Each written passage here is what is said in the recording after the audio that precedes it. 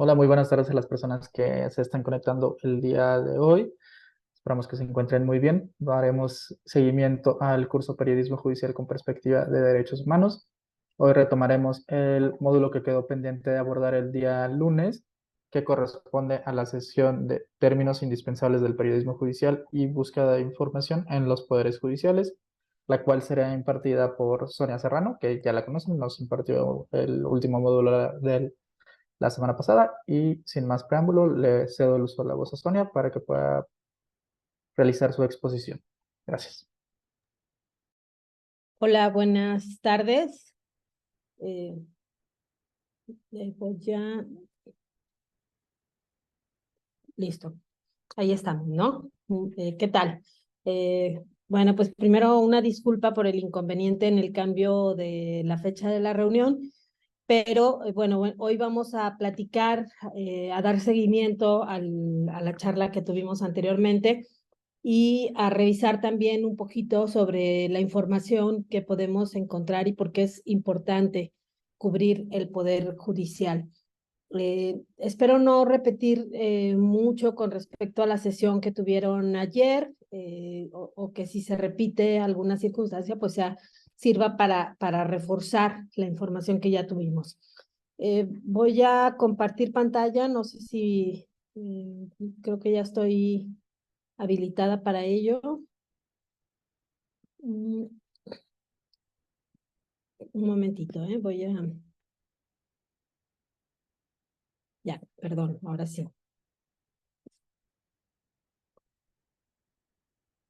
Listo. Bueno, creo que ahí, no sé, Sergio, si me podrías ayudar nada más para saber si mi pantalla ya se está compartiendo. Ya se ve. Ah, perfecto. Muy bien. Bueno, hoy vamos a platicar de los términos indispensables del periodismo judicial. Ya estuvimos hablando en la sesión anterior acerca de esto y por supuesto también de la información, la búsqueda de información en el Poder Judicial y en términos generales, cómo es que podemos cubrir el Poder Judicial.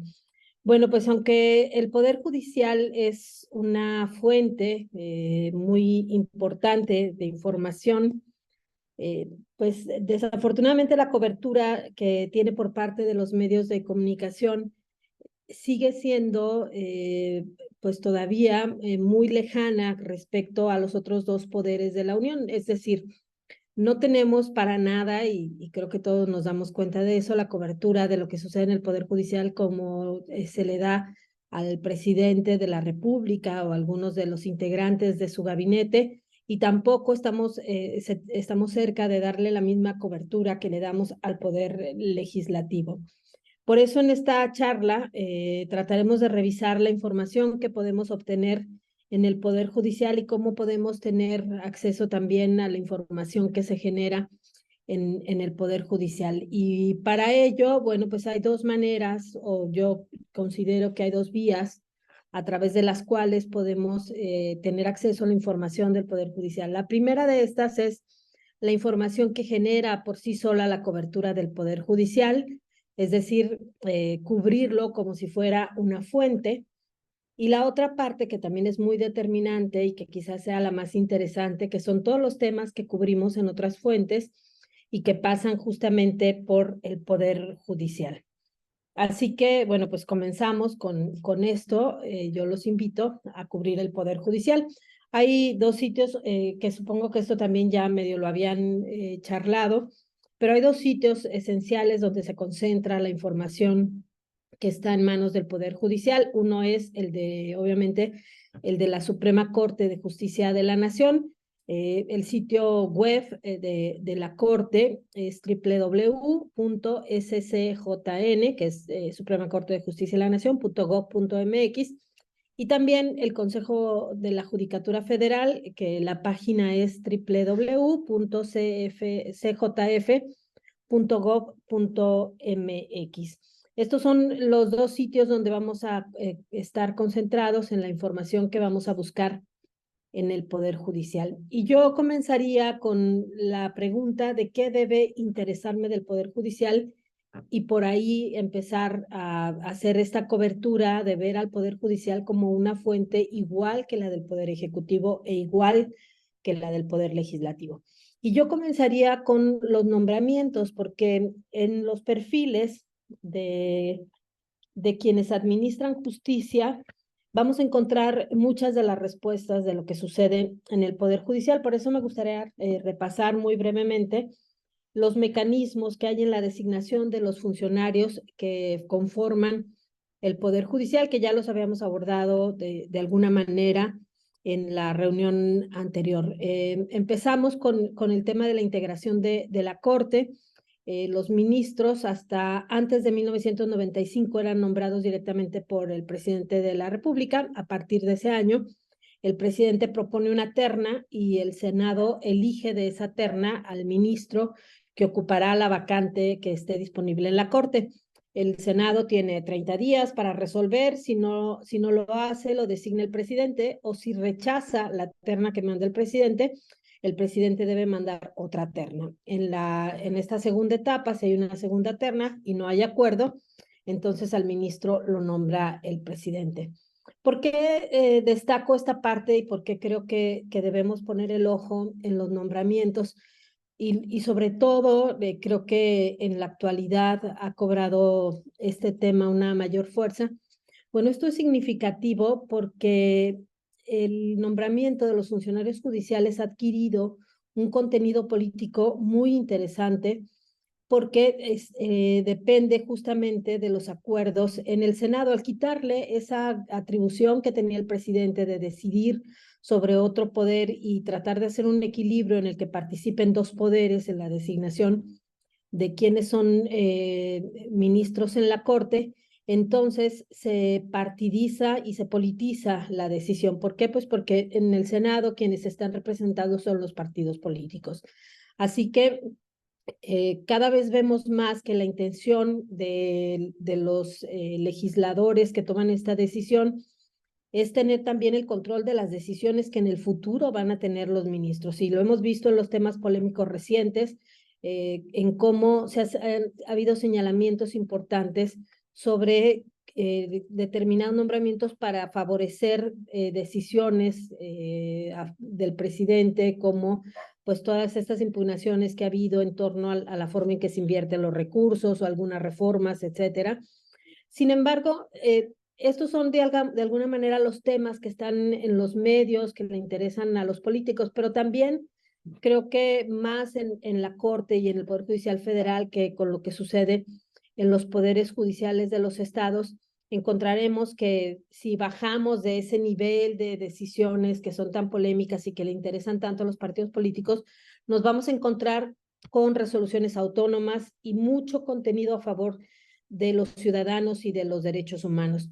Creo que lo interesante de toda esta polémica y la polarización que ha habido recientemente en torno a cómo se integra la Corte y a esta atención, seguramente yo siempre digo que cuando hablamos de temas que son interesantes o no, hay que someterlo a la prueba de la tía, ¿no? Como preguntarle a tu tía, que es una ama de casa o que no está tan familiarizada con la información, qué opina de un tema, y si lo conoce, pues es que ese tema ya pasó por ahí al grueso de la población. Bueno, pues creo que como nunca había sucedido antes, entre la población empezó a haber atención sobre el nombramiento de ministros o de conocer quién es un ministro. Yo creo que esto antes no era tan sencillo. Sucedió con el tema de la tesis de una ministra o esta confrontación del actual presidente de la Corte con el presidente de la República. A lo mejor puede ser una polarización negativa, pero también creo que pone sobre la mesa un tema que la mayoría de los mexicanos habíamos ignorado, no tomábamos en cuenta, y que ahora nos obliga a poner el ojo y a estar más pendientes de lo que sucede en torno al Poder Judicial y, por supuesto, a su Corte.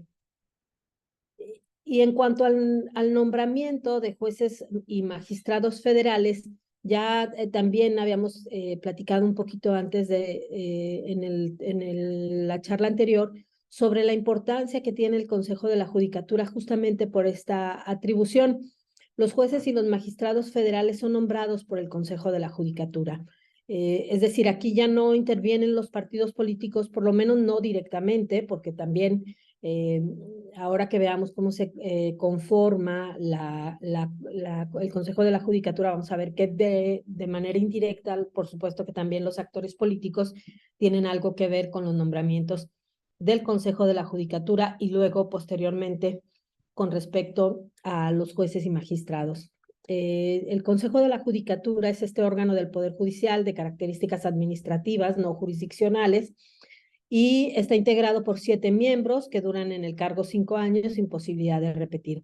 ¿Quiénes son estos 7 integrantes de la Judicatura? Bueno, pues es el presidente de la Suprema Corte de Justicia de la Nación. Hay 3 consejeros que son designados por al menos 8 votos del Pleno de la Corte, de entre jueces y magistrados federales, es decir, son representantes de juzgados y de tribunales federales. Hay 2 consejeros que designa el Senado y un consejero que designa el presidente. Estos son los que de alguna manera tienen mano o que permiten que metan la mano los partidos políticos a través de estas últimas designaciones. Y la importancia de la judicatura, como ya les había mencionado, es que la judicatura designa a los jueces y magistrados, decide su adscripción, es decir, la judicatura decide cuántos juzgados se necesitan, cuántos tribunales se necesitan, en qué materias, en dónde van a estar, de qué materia, de qué áreas van a conocer. Todo esto lo deciden los consejeros de la judicatura. Por eso es el peso y por eso es tan importante que nosotros pongamos el ojo en quiénes son y en el perfil de quienes conforman la judicatura. Por supuesto que la judicatura también decide si ratifica o no a un juez o a un magistrado. Imagínense que un juez resuelve en un sentido en el que un asunto que sea importante en un sentido en el que algunos consejeros o la mayoría de los consejeros de la judicatura, si estos están muy politizados o muy ligados a partidos políticos y decide en un sentido y los consejeros de la judicatura no están de acuerdo, y luego viene el vencimiento del nombramiento del juez y estos mismos consejeros van a decidir si lo ratifican o no, bueno, pues ahí empieza a entrar el contenido político y la importancia de revisar todos estos procesos. Y también decide sobre la remoción cuando hay una resolución cuestionada por el comportamiento de un juez o de un magistrado. El recurso se interpone ante el Consejo de la Judicatura y entonces es la Judicatura la que determina si se sanciona o no al funcionario judicial. Esto es lo que pasa a nivel federal, pero es muy similar también en lo que sucede en los estados e incluso yo me atrevería a señalar, por lo menos por la experiencia que tenemos en Jalisco, que en los estados es todavía peor. Por ejemplo, en el caso de los magistrados que integran los tribunales en el Poder Judicial del Estado de Jalisco, el Congreso del Estado, cuando comienza una legislatura, hace una lista de los nombramientos que tendrá que llevar a cabo, tanto de magistrados de los diferentes tribunales, como de los titulares de otros órganos autónomos, como si tienen que nombrar consejeros de transparencia o consejeros electorales, cualquier tipo de nombramiento cuya atribución sea del Congreso del Estado.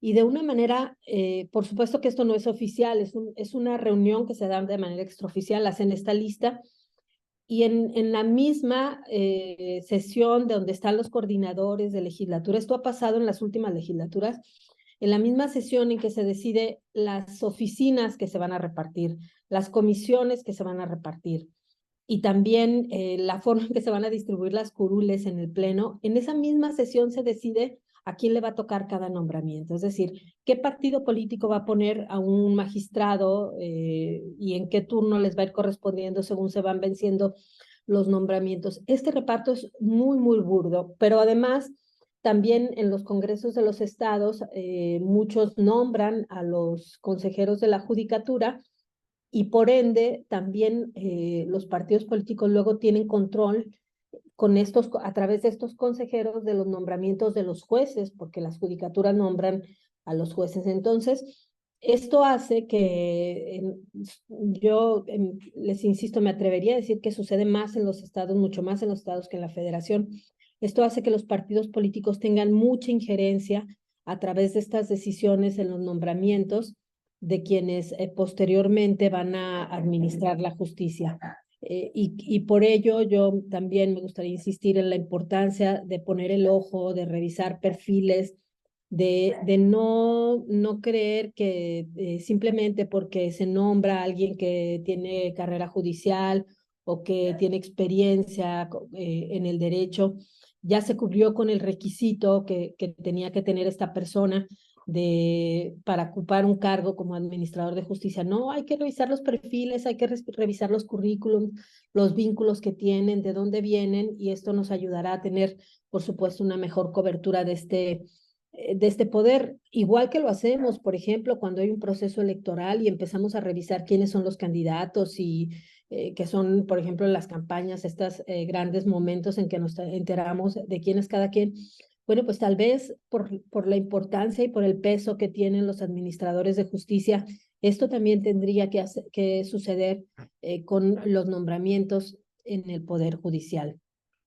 Y bueno, creo que esto ya estaría un poquito más cercano a lo que han visto anteriormente, pero bueno, también es cómo el Poder Judicial tiene información que también puede ser de interés como fuente tal cual y no por su actividad jurisdiccional.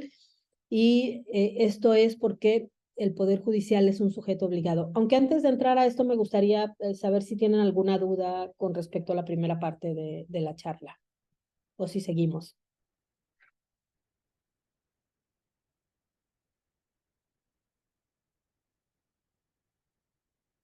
¿No? No tenemos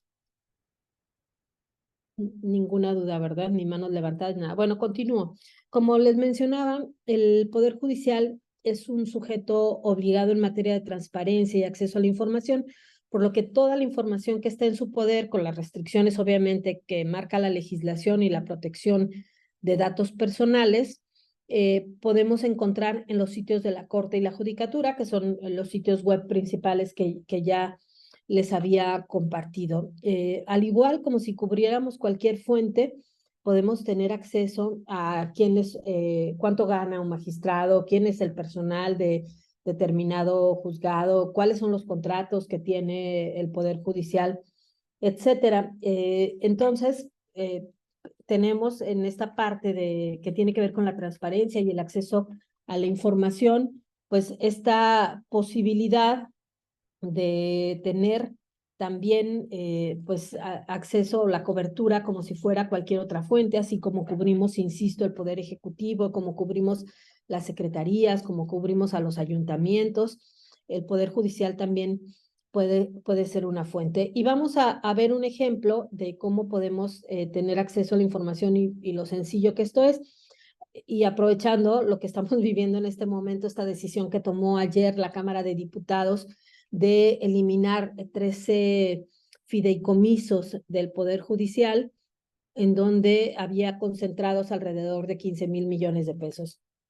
El presidente Andrés Manuel López Obrador, que ha hecho un montón de declaraciones por este tema, pero yo recogí una de las más recientes, dice: lo que propuso el Congreso, quitarle los privilegios a los de arriba, no a los de abajo, no les va a reducir el sueldo ni se les va a quitar las pensiones. Esto fue lo que dijo Andrés Manuel López Obrador sobre los 13 fideicomisos. Por su parte, Josefina Vázquez Mota, que es senadora del PAN, dijo: la desaparición de fideicomisos es apenas el principio de la destrucción del Poder Judicial, dirigida desde Palacio Nacional y perpetrada por la mayoría parlamentaria y sus aliados, debilitando nuestra democracia, la división de poderes y los derechos laborales de los trabajadores. Estas son dos declaraciones completamente contrarias. No sé si alguien de ustedes eh, quiera decirme cuál cree que es la declaración que está diciendo la verdad respecto a los fideicomisos del Poder Judicial.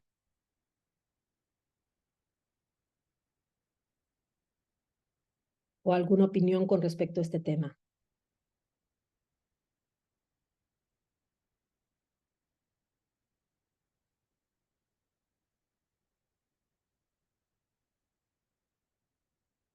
No tenemos nadie que quiera opinar? Bueno, entonces vamos a continuar. ¿Cómo saber quién de estas dos personas, estos dos personajes, dice la verdad? Bueno, pues la única manera de saberlo es investigándolo yo mismo. ¿Por qué? Pues porque esta información que ha sido tan polémica y que está en este momento en la discusión es información fundamental, de acuerdo con lo establecido en la ley, y basta con entrar a la página web de la Corte y a la de la Judicatura para tener acceso a esta información, ¿no? Entramos a la página principal, abrimos el apartado de transparencia, como lo haríamos con cualquier sujeto obligado en materia de transparencia. Luego iríamos a la consulta de la información de la Corte y de las personas servidoras públicas, y ahí nos encontraremos el apartado que corresponde a fideicomisos. En este apartado encontraremos los contratos, los informes financieros, los saldos, el uso, y también vamos a encontrar muchas dudas, que es esta forma en cómo se va buscando la información. Ustedes ingresan a la página de transparencia de la Corte. Estos apartados son los de la Corte, aunque también la Judicatura los presenta de una manera muy clara y de muy fácil acceso. Este apartado segundo dice consulta información de la Corte y de las personas servidoras públicas. Ahí encontramos toda la información fundamental de la Corte. Luego nos vamos al siguiente apartado y verán en la parte baja, pues ahí dice fideicomisos. De esa manera, con 3 clics podemos llegar justamente al sitio donde está la información de los fideicomisos y corroborar nosotros mismos y revisar los documentos para saber quién está diciendo la verdad con respecto a cómo se conforman estos fideicomisos, para qué se usan y de dónde vienen los recursos de los fideicomisos, que es de esta manera es como los vamos a encontrar. En cada fideicomiso hay un apartado donde viene el contrato del fideicomiso, es decir, donde vienen todos los términos que prevé este fideicomiso. Vamos a encontrar los saldos, nos vamos a encontrar quiénes son los beneficiarios y también algunos informes sobre estos fideicomisos. Después, obviamente, habrá algunas cuestiones que son de interpretación. Por ejemplo, algunos detalles que podemos encontrar en estos fideicomisos es que al menos 3 de estos son una compensación para prestaciones de seguridad social de funcionarios del Poder Judicial. Uno tiene que ver con retiro, apoyos de retiro o de jubilaciones para ministros, otro para jueces y magistrados, y otro también para apoyos de salud complementarios para estos mismos funcionarios.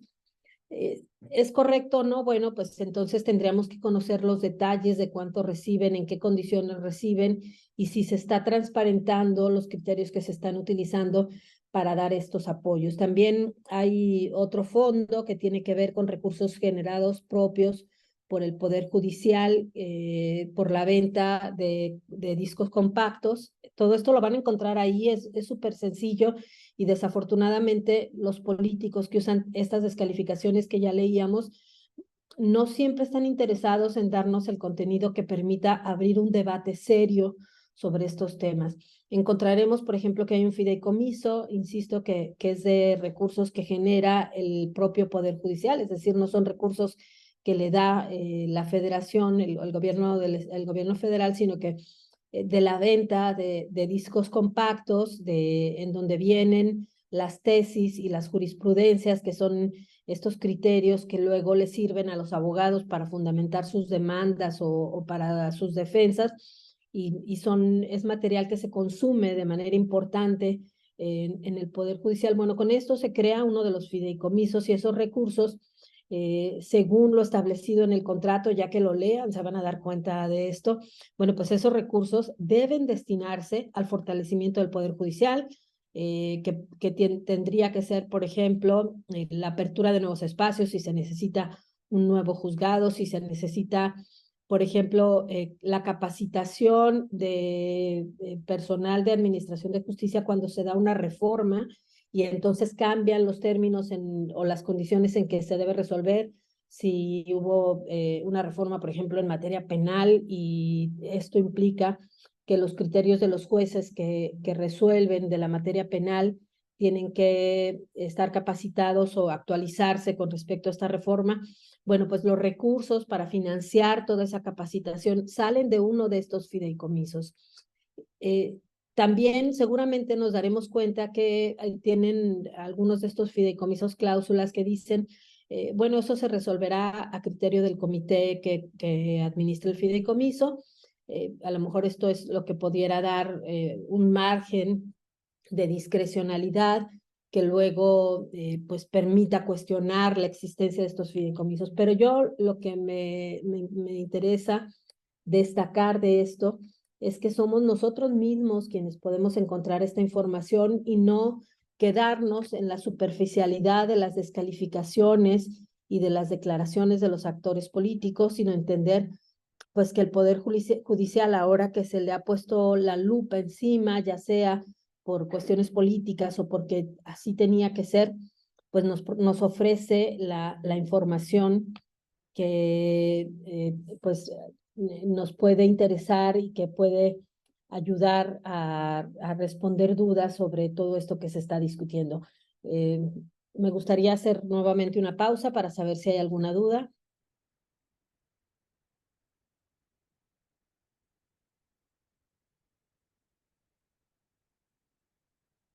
Están muy callados hoy.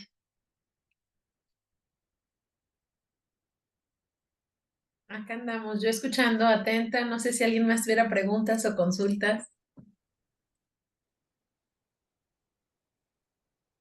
Vamos ¿Alguien? bien, bien. Sí. Vamos Adelante. bien, sí. Bueno, muy bien. Y bueno, pues así como esta información que tiene que ver con este tema tan polémico, ustedes también podrán seguramente tener acceso a cuánto ganan los magistrados y los ministros, que también ha sido un tema pues que se ha manoseado mucho en estos últimos días.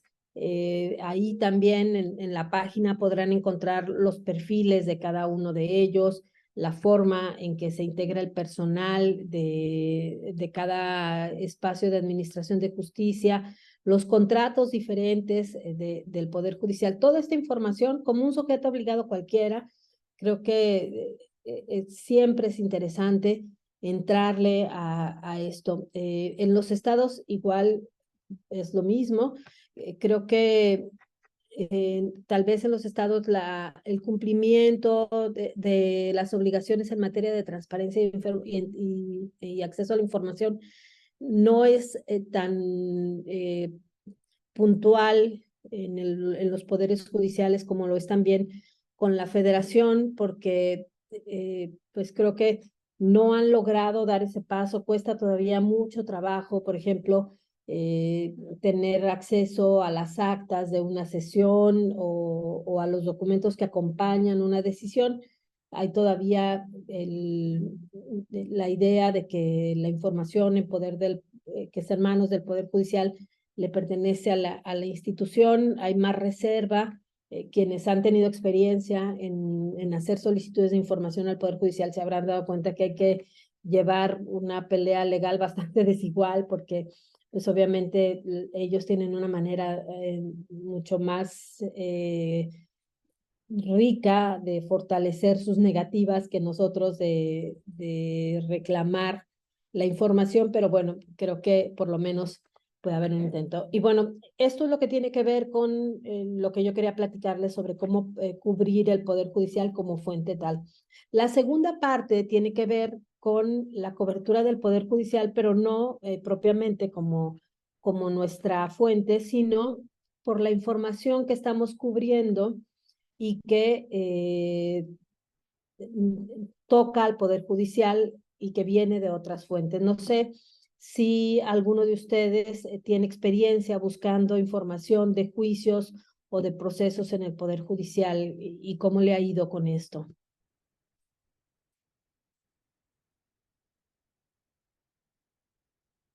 Bueno, vamos a hablar de la otra cobertura del Poder Judicial. Al Poder Judicial también llega la información de otras coberturas y también esta información la podemos consultar en la página web. Sobre todo, yo voy a hacer siempre esa diferencia si estamos hablando del Poder Judicial Federal. Todavía en los estados estamos en pañales en lo que tiene que ver con la justicia en línea. Es muy complicado todavía tener acceso a resoluciones o acceso a las etapas de los procesos, sobre todo cuando los asuntos no están resueltos. Sigue habiendo mucha resistencia para que conozcamos cómo va un juicio, en qué instancia se encuentra, cuando en el Poder Judicial Federal esto ya es mucho más sencillo. Perdón. La información de la actividad jurisdiccional del Poder Judicial es inmensa y por esto es muy importante tener al menos la punta de la hebra de la que queremos jalar para encontrar información. Dos datos que son indispensables cuando vamos a buscar información en el Poder Judicial es tener el número de expediente del asunto que vamos a buscar y la autoridad jurisdiccional que conoce de este tema. ¿Por qué? Porque si no, pues estaremos un poco perdidos. Es igual que si buscamos información en cualquier fuente, ¿no? Tenemos que tener pues nuestros antecedentes, nuestro prerreporteo, el contacto con las fuentes que nos dan información, por supuesto, conocer el asunto que estamos reporteando para poder tener acceso a más información, sobre todo si estamos hablando de un trabajo de investigación. En el tema de buscar información jurisdiccional en el Poder Judicial es lo mismo, tenemos que tener al menos antecedentes que nos permitan saber dónde está la información. Ya habíamos compartido que la Corte funciona en pleno y en salas, así que tenemos que saber cuando estamos buscando información de resoluciones o de juicios que está llevando la Corte, tener identificado si la información está en una sala o si ya llegó al pleno de la Suprema Corte. Y bueno, en la Corte también, que es una página, la Corte tiene una página en lo que tiene que ver con sus resoluciones súper amigable, que lo que yo les recomiendo es que se familiaricen mucho con ella, es decir, hay que meterse constantemente, hay que ver que puedes consultar las decisiones por sesión, a veces puedes consultarlas hasta por tema, luego como la forma en que procesan sus PDFs y sus resoluciones, a veces hasta googleando podemos encontrar, aunque les parezca curioso, hasta googleando podemos encontrar resoluciones de la Corte. Aunque claro, lo ideal es tener pues datos más precisos que nos permitan dar golpes más exactos y no andar ahí como perdiéndonos en lo general para llegar a un asunto. Y yo insisto, lo más importante es tener el número de expediente y el lugar, el administrador de justicia que lleve este caso. Y sobre todo, si hablamos ya después de la información que puede estar en el caso de la judicatura, porque ahí sí, si no tenemos los datos básicos del proceso, del juicio que estamos buscando, va a ser como buscar una aguja en un pajar. Entonces, yo lo que creo es que cuando vamos a buscar un asunto, lo primero que debemos tratar con las fuentes, con las partes, a veces con las víctimas, es que nos compartan el número de expediente y que nos compartan también la autoridad que lleva este asunto, y a partir de ahí nosotros podremos encontrar mucho más fácilmente esta información, ¿no? Bueno, vamos a empezar con cómo buscamos la información en la Corte. ¿Hasta aquí hay alguna duda o seguimos con todo súper claro? Bueno, para buscar información en la Corte, bueno, pues primero obviamente entramos a la página principal de la Corte y ahí podemos elegir cuál es la información que vamos a buscar, si es en el pleno o si es en las salas, ¿no? Cuando hablamos de información que, por ejemplo, en este caso, en esta imagen que les comparto, podemos encontrar en el pleno, hay obviamente dos secciones que nos pueden ayudar mucho a encontrar los juicios que estamos buscando. La primera es la que tiene que ver con amparos, contradicciones de tesis y otros asuntos que son parte de las atribuciones que tiene la Corte para resolver. Y la segunda, que es muy importante y que es donde vamos a encontrar pues gran parte de las resoluciones fuertes que tiene la Corte, que son en la sección de controversias constitucionales y acciones de inconstitucionalidad, que son donde se ventilan de alguna manera ya el final de todos los procesos jurisdiccionales. ¿Qué tipo de información queremos? Esto es muy importante definirlo, ya que llegamos a este punto de búsqueda de información en la página de la Corte. Una vez que entramos al índice de controversias constitucionales y de acciones de inconstitucionalidad, la Corte nos da, lo verán del lado izquierdo, la lista de archivos a los que podemos tener acceso. Están las controversias constitucionales que se resolvieron a partir de 1995, las que están pendientes de resolución, están también las acciones de inconstitucionalidad que se resolvieron a partir del 95, las que están pendientes de resolución, recursos de reclamación en las controversias constitucionales, y también los que están pendientes de resolver, etcétera, ¿no? A partir de ahí, ustedes eligen qué es lo que quieren consultar. Yo, por ejemplo, aquí les voy a poner un trabajo con el cual hemos tenido mucha familiaridad en Jalisco, de un asunto que fue muy fuerte, que es la construcción de una presa que se llama el Zapotillo, y que ha sido una lucha legal de muchos años que comenzó justamente en 2012 con una presentación de una controversia constitucional que quedó bajo el número 93. ¿En qué consiste esto? Bueno, pues la controversia constitucional la interpusieron los diputados locales, el Congreso del Estado, porque el entonces gobernador, quien era gobernador en 2012, firmó un acuerdo con el gobierno de Guanajuato y con el gobierno del gobierno federal para repartir el agua de un río que abastece a una parte a los altos de Jalisco y a la región del Bajío de Guanajuato. Acordaron repartirse el agua, llenar una presa, que es esta presa, la presa El Zapotillo, y después desde esa presa llevar el agua hasta la ciudad de León, Guanajuato, y también a la ciudad de Guadalajara. El problema es que cuando firma este convenio el gobernador, el entonces gobernador, no consulta a los diputados locales, no consulta al Congreso, es un acuerdo que trascendía su administración, y entonces es así como van a la controversia constitucional. Es un ejemplo de un expediente que es público y conocido, que es el 93/2012. Yo lo pongo en el sistema de búsqueda.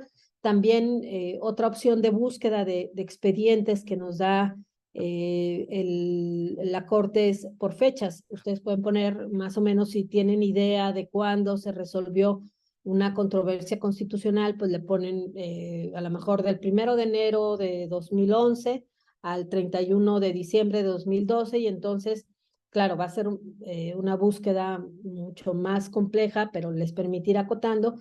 Pero yo lo que creo siempre ideal es tener el número de expediente, como es en este caso, ¿no? Ya que pusimos el número de expediente, entonces la página de la Corte nos arroja la entrada a este expediente. Es una lista, aquí obviamente en la imagen no sale completa, porque como es un asunto que fue y vino y que tiene muchos detalles, ya el nombre del expediente es muy largo. Pero bueno, aquí en la imagen que tiene un circulito, ustedes podrán ver, ahí está el número de expediente, que es el 93/2012. El actor es el Poder Legislativo del Estado de Jalisco contra el Poder Ejecutivo Federal y los poderes ejecutivos de Jalisco y de Guanajuato. En la siguiente columna, que se ve ahí larguísima, ahí venía todo lo que cuestionaban los diputados locales que interpusieron esta controversia constitucional, y que el asunto quedó en la segunda sala. el ponente, luego ya, bueno, en esta parte ustedes eligen el número de expediente, que es ese que está en el circulito naranja.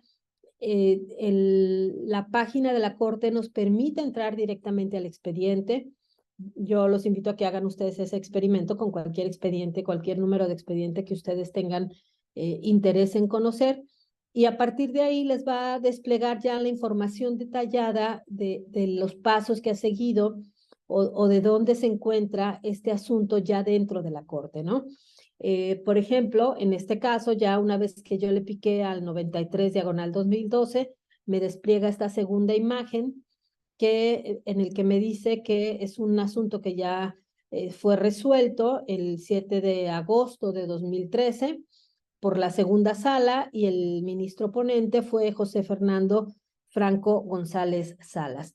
Y me arroja un documento que es pues justamente la sentencia que emitió la Corte, que además la Corte tiene este criterio del formato accesible y sencillo, que para los periodistas pues es también una gran ventaja porque nos permite leer una resolución sin todo esto que, bueno, algunos de los fundamentos y las motivaciones que habíamos platicado que era esto, por supuesto que están ahí, pero en un lenguaje mucho más accesible y en un formato que no tenemos que leer todo el expediente para saber qué fue lo que resolvió la Corte en este caso en particular. Entonces, una vez que llegamos a esta parte que es el despliegue de las condiciones del juicio, entonces podremos tener ya acceso a datos del expediente. Yo les puse aquí solamente la portada, que es lo que tenemos del lado izquierdo, que es la resolución de la Corte en esta controversia constitucional, en donde por supuesto, tiene todas las características de cualquier sentencia, ¿no? Desde la historia básica de quién lo presentó, por qué lo presentó, etcétera, los argumentos de las partes, la defensa de las partes y al final la resolución de la Corte, que en este asunto, no sé si ya sepan, bueno, pues determinó que el gobernador se había equivocado y tenía que haber consultado al Congreso del Estado y entonces en ese momento se decide que la cortina de la presa, el Zapotillo, que se quería llevar a 105 metros, debe quedarse en 80 metros, porque si no iba a inundar 3 pueblos y además cuestiona la distribución del agua, algo que fue determinante para que el proyecto se detuviera y se revisara y finalmente muchos años después, 11 años después, se tomara la decisión de cambiar el proyecto para salvar 3 pueblos que se iban a inundar con la construcción de esta presa, pero además dejando fuera a Guanajuato de la distribución del agua y el agua solamente va a ser para la zona metropolitana de Guadalajara. En esta información del expediente también ustedes pueden tener acceso, por ejemplo, a cómo votaron los ministros en la resolución y también, bueno, cómo fue, cuáles fueron los pasos que fue llevando este juicio en cuanto a las diferentes instancias por las que fue pasando. Y bueno, finalmente también en el ingreso a este expediente encontramos información adicional.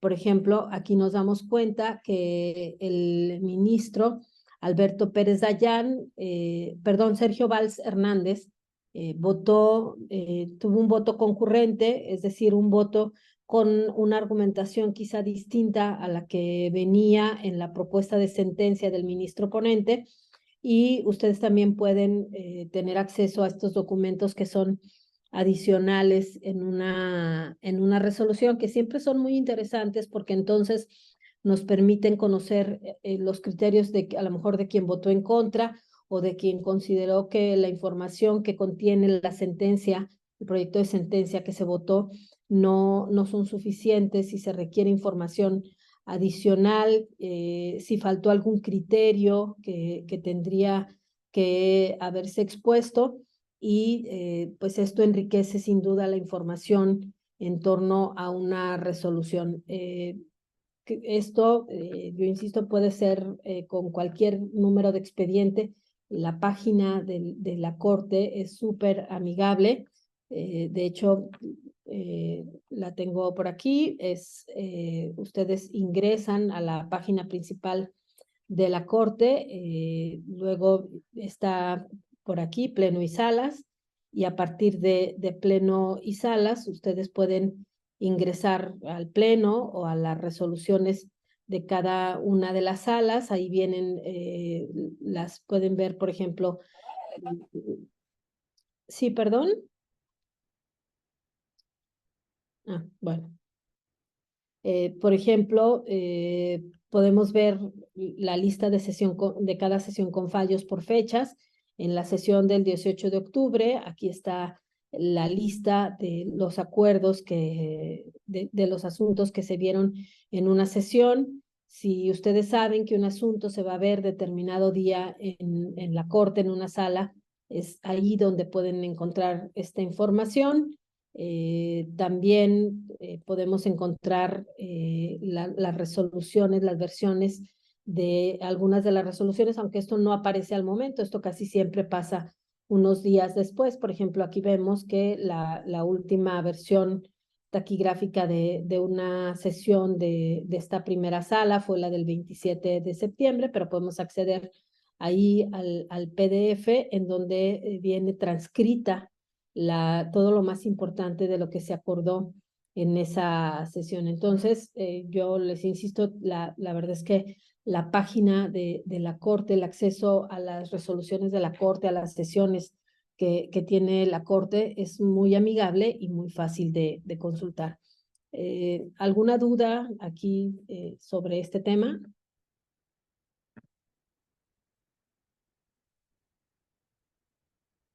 ¿O alguien ya había tenido consultas directas a la Corte? Sí, a ver, Bernardo. No, maestra de ninguna, Sonia, no, maestra Sonia, buenas tardes, perdón a usted y a todos los compañeros que participan en este curso, participamos en este curso. De ninguna manera está muy clara su explicación, toda vez que su servidor como licenciado en Derecho tuvo la oportunidad de realizar su servicio social profesional en la Casa de la Cultura Jurídica de Tijuana, y afortunadamente cursos de estos de búsqueda pues nos dan de manera continua, los tomé como estudiante con la maestra Claudia Martínez, y también que ella precisamente, dicho sea de paso, labora en la Casa de la Cultura Jurídica de Tijuana, y también pues como licenciado en Derecho participado en varios cursos de estos de búsqueda, y la verdad que han resultado bastante útiles. Sí, yo creo que buscar no, con los datos exactos, pero también explorar que la Corte cada vez te da más facilidades, insisto, también, por ejemplo, por palabras, por temas, algunas veces nos permite buscar, y creo que el asunto es irnos familiarizando, ¿no? Con la forma en que se comparte la información y cómo la podemos encontrar para que cuando ya tenemos que buscar o estamos investigando algún caso en particular sea mucho más sencillo este acceso a la información, ¿no? Sí, totalmente de acuerdo, que es como lo que usted también nos acaba de demostrar, es lo que nos han puesto en marcha en este tipo, nos han facilitado en este tipo de búsquedas, en este tipo de pláticas que nos han impartido aquí. Muy bien. Talleres. Claro. Gracias. No, gracias a ti. ¿Alguien más que tenga alguna comentario o alguna duda?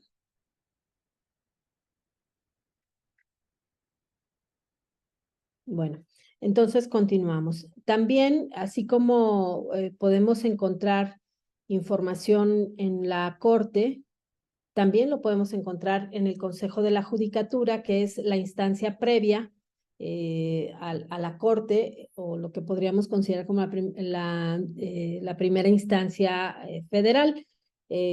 Ustedes recordarán que la Judicatura no tiene actividad jurisdiccional, pero administrativamente concentra la información que generan los juzgados y los tribunales en nuestro país, los juzgados y los tribunales federales. Así que para tener acceso a la información del Consejo de la Judicatura, perdón, de los juzgados y de los tribunales, tenemos que ingresar al sitio del Consejo de la Judicatura. Quizá en este caso no es tan sencillo como lo es con la información, con la búsqueda de información de la Corte, pero una vez que uno va conociendo también el camino y familiarizándose con los pasos que se deben seguir para encontrar información, esto cada vez se convierte en algo mucho más sencillo. No sé si alguien de ustedes ya alguna vez ha buscado información en algún juzgado o en algún tribunal a través de la página de la Judicatura.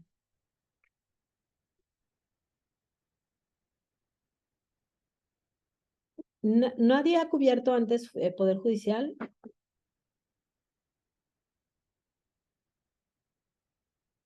Bueno, ingresamos, como les mencionaba, a la página del Consejo. A ver, tenemos, perdón, a alguien con levantando. Nancy.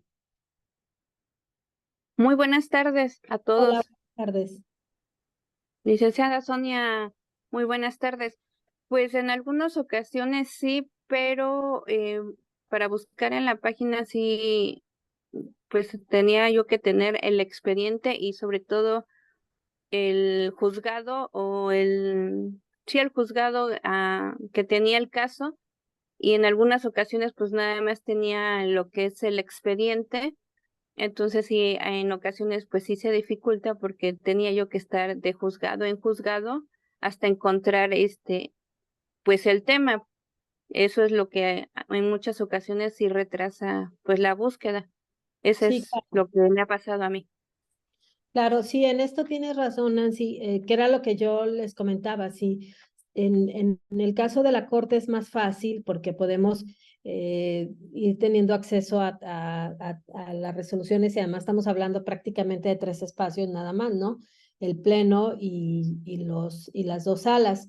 Pero en el caso de la Judicatura, la cantidad de juzgados o la cantidad de tribunales, o además la forma en que se van moviendo los asuntos de una instancia a otra, pues hacen prácticamente imposible encontrar información si no tenemos estos 2 datos importantes. Por eso yo les decía que es muy importante cuando vamos a investigar un asunto que tiene que ver con un juicio o un proceso que está en el Poder Judicial, que tratemos de acercarnos a las fuentes. Casi siempre hay una parte que está interesada en que se conozca un asunto, y entonces pedirle a esa parte que nos comparta cuál es el número de expediente y cuál es la autoridad jurisdiccional en la que se está ventilando ese asunto. Por ejemplo, si estamos hablando de un amparo por un despojo de tierras de una comunidad, de un ejido, pues es muy evidente que la defensa del ejido o de la comunidad nos puede compartir estos datos.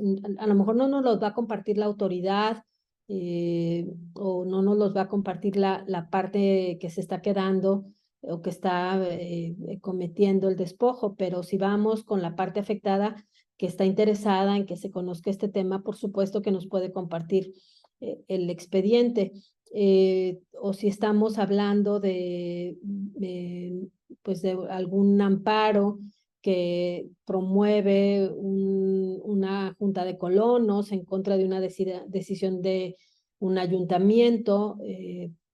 A lo mejor el ayuntamiento no va a querer que conozcamos el asunto, pero seguramente la junta de colonos sí va a querer compartirnos esta información.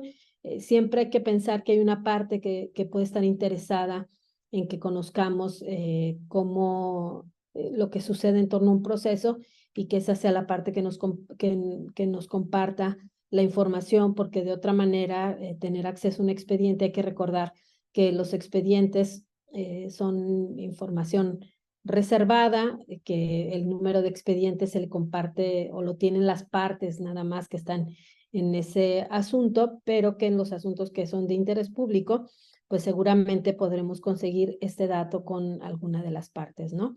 Y bueno, ¿cómo encontrar justamente esta información una vez que ya tenemos el número de expediente y la autoridad? Bueno, pues ingresamos al sitio de la Judicatura, que es el que ya les había compartido, www.cjf.gov.mx.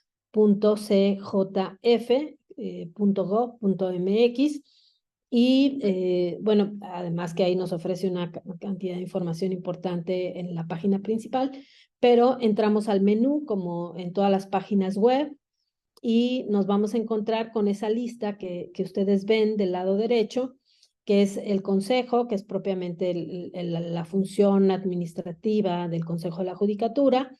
Luego vemos esto que dice servicios, sala de prensa, transparencia y protección de datos personales. Este último apartado, la Judicatura, al igual que como lo vimos con la Corte, es un sujeto obligado, y ahí podemos encontrar toda la información relacionada con la Judicatura. Ahí encontrarán, por ejemplo, los fideicomisos que dependen de la Judicatura, porque no todos los fideicomisos que se desaparecen eran de la Corte, hay unos que están relacionados con el Consejo de la Judicatura, ahí van a encontrar esa información. Pero bueno, ¿dónde vamos a encontrar la información de los juicios? En la parte que dice servicios.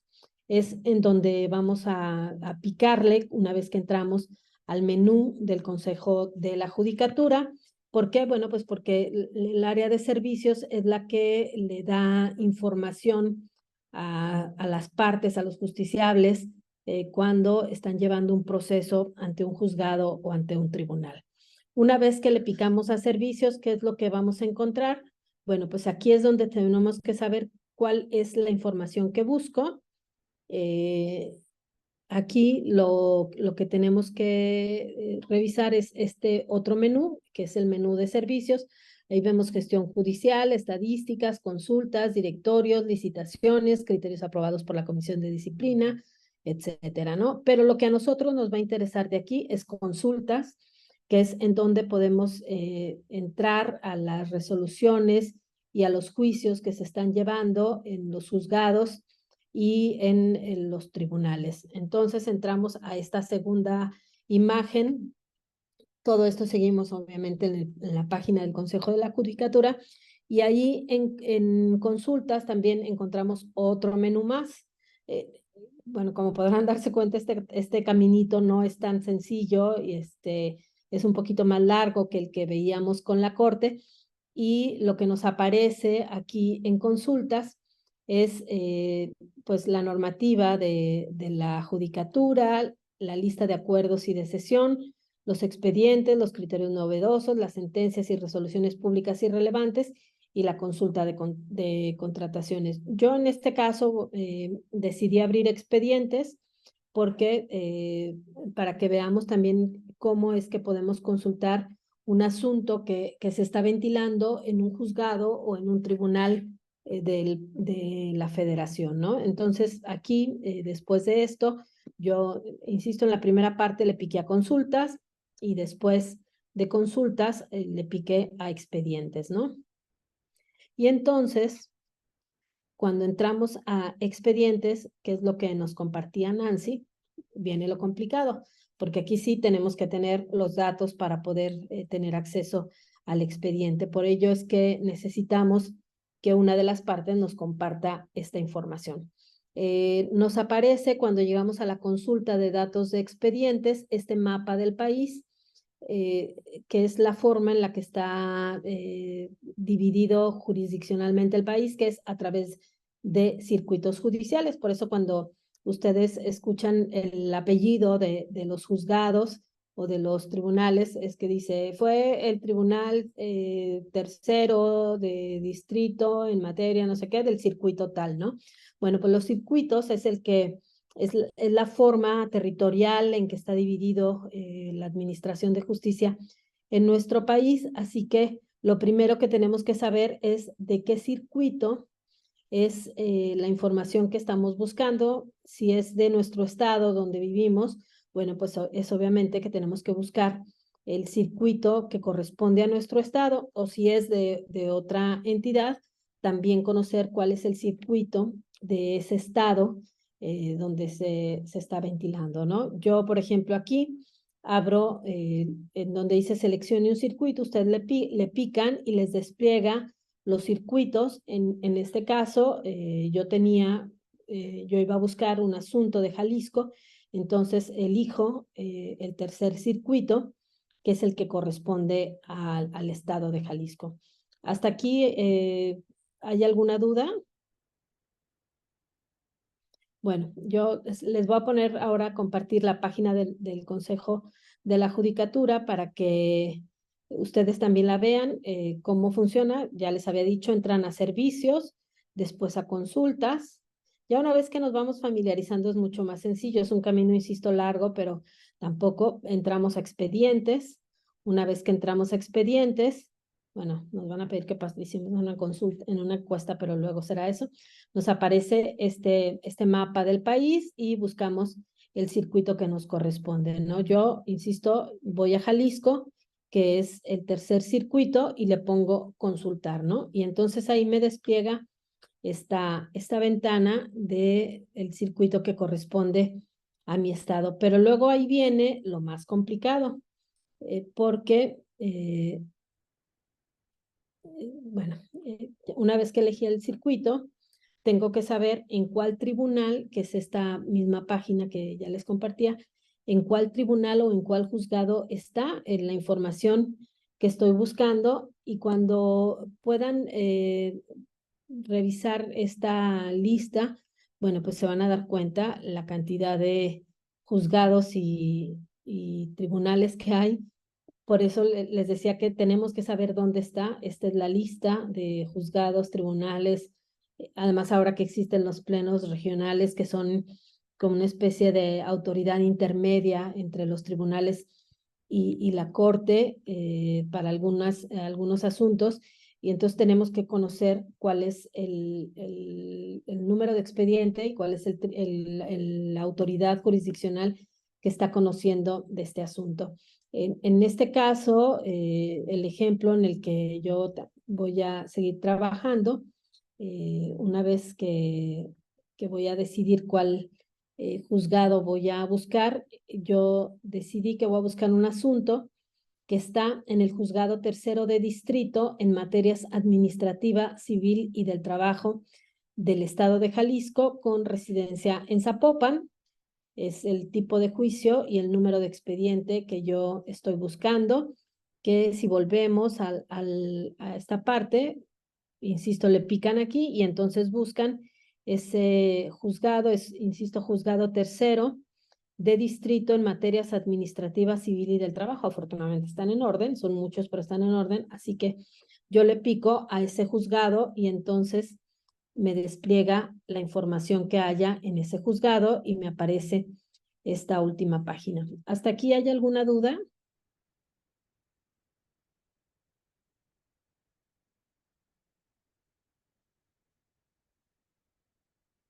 Bueno, entonces continuamos.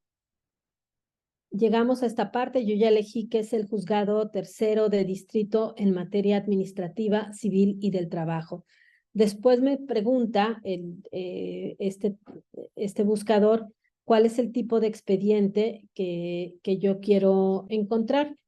Yo aquí, como no siempre es tan sencillo conocer cuál es el tipo de expediente que quiero, yo casi siempre le pongo amparo indirecto y casi en todos te arroja ese resultado porque es el trámite más común que puedes encontrar, sobre todo cuando estamos hablando de asuntos que tienen que ver con defensa de derechos o despojos o disputas de territorios.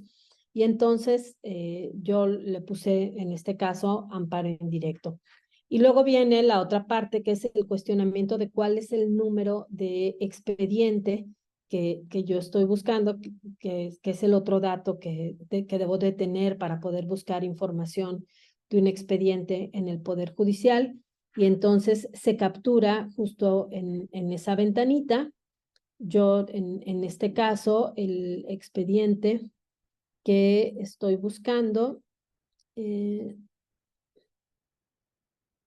es este, a ver, permítanme.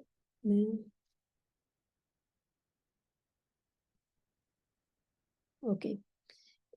Una vez que capturo el número de expediente, entonces me va a aparecer esta lista de datos del expediente, ¿no?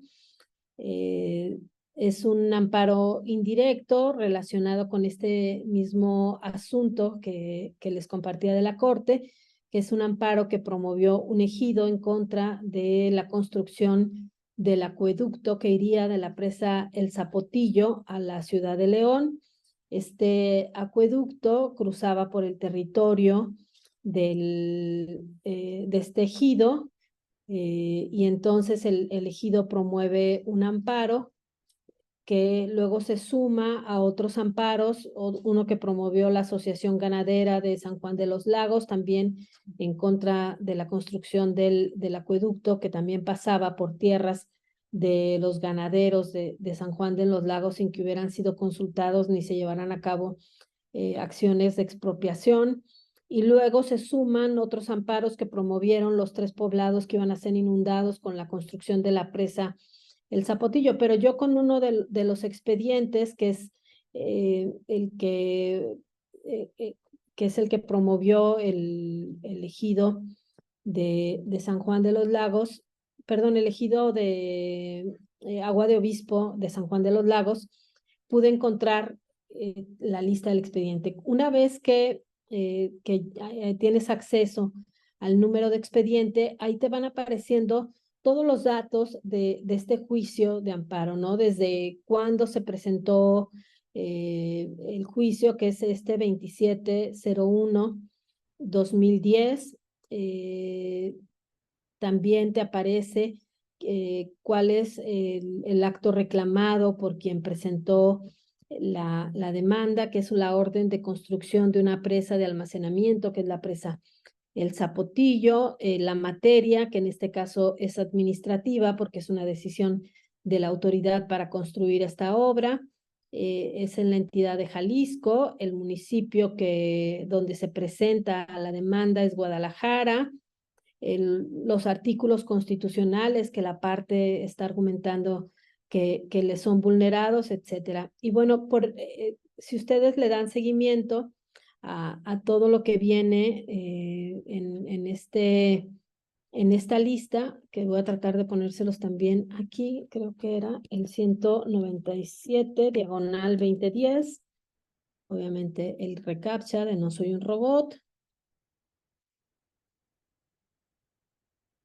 Y bueno, ahí aparece esta lista de que es lo que les compartía, toda la información, la fecha en que se presenta la demanda de amparo, que fue el 26 de enero de 2010, los actos reclamados, la orden de construcción de la presa de almacenamiento, y luego todas las etapas que fue teniendo el proceso, cuando se suspendió el procedimiento, la fecha de audiencia constitucional, que esas se van difiriendo, y ahí van a ver ustedes todas las veces que cambió la fecha de la audiencia constitucional con la hora en la que estaba programada. Es decir, cada uno de los pasos que fue dando este juicio, toda esta información, ustedes la pueden encontrar en esta lista, en esta primera parte de la página, que les arroja la información capturando el número de expediente y la autoridad en la que se ventila. Pero hay una segunda parte. Estos son solamente datos y fechas, no tiene ningún contenido, pero hay otra parte que también es muy interesante, que ustedes pueden encontrar de información, que es esta segunda parte de la... Caramba, perdón, es que como tengo aquí encimadas mis ventanas, que es esto en donde vienen incluso ya accesos a algunos textos. Yo insisto porque como estamos hablando de información que tiene cierto nivel de protección, no siempre podemos tener los datos, por ejemplo, de las partes o de la resolución, pero nos van arrojando datos aquí en donde dice ver síntesis, que nos permiten conocer algunos de los detalles del juicio, y que si los completamos, porque obviamente encontrar y buscar información en el Poder Judicial es como en cualquier fuente, tenemos que completarla con el contacto, con las entrevistas, yendo a los lugares, pero la información jurídica, el respaldo de los asuntos, pues obviamente lo podemos tener aquí, siempre junto a estos son los pasos que va dando cada etapa del proceso.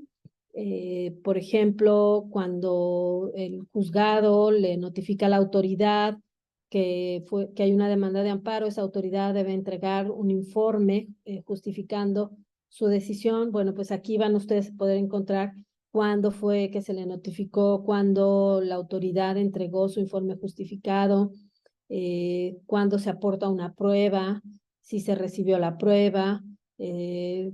Por ejemplo, aquí un acuerdo, una síntesis que puede ser interesante es esta, la audiencia incidental, que es un incidente, supongo, no sé si conozcan este concepto. Un incidente es como un pequeño juicio que se lleva dentro de un juicio y que nos ayuda en la administración de justicia a tener una resolución sobre un punto determinado sin tener que esperar a que transcurra todo el juicio. En el amparo, casi siempre se promueve un incidente de suspensión para que se conceda la suspensión de la decisión de la autoridad, y que cuando se resuelva el amparo no vaya a pasar que ya se ejecutó y entonces pues ya no tendría ningún sentido. En este caso, por ejemplo, hubo una audiencia incidental en el que se negó la suspensión definitiva que solicitaba el ejido, ¿no? Ya después se les concedió el amparo, pero esto es porque los juicios, como ya habíamos platicado en la sesión anterior, pues van y vienen, se repiten, se reponen, hay nuevas pruebas, etcétera. Pero ustedes aquí pueden ir siguiendo por fechas todo lo que fue este asunto, un asunto además que duró 10 años, comenzó en 2010, bueno, incluso más, porque ya la sentencia definitiva se acaba de dictar en este año, en 2023, que fue además como yo tuve que consultar este expediente. Ustedes pueden ir viendo ahí cada uno de los pasos con las fechas de las resoluciones que se van emitiendo, de las etapas de cada proceso. Y bueno, encontrando ahí la información que nos permite respaldar la información de cada asunto que vamos a llevar. Obviamente después de esto, pues ya completando con la otra información que tenemos, con el reporteo, con nuestras entrevistas, es que podemos completar la información y estar listos para publicarla, ¿no? En particular, por ejemplo, de este asunto, que es el amparo que promovió el ejido. Después, esta es ya la información publicada. Perdón, aquí está, vamos.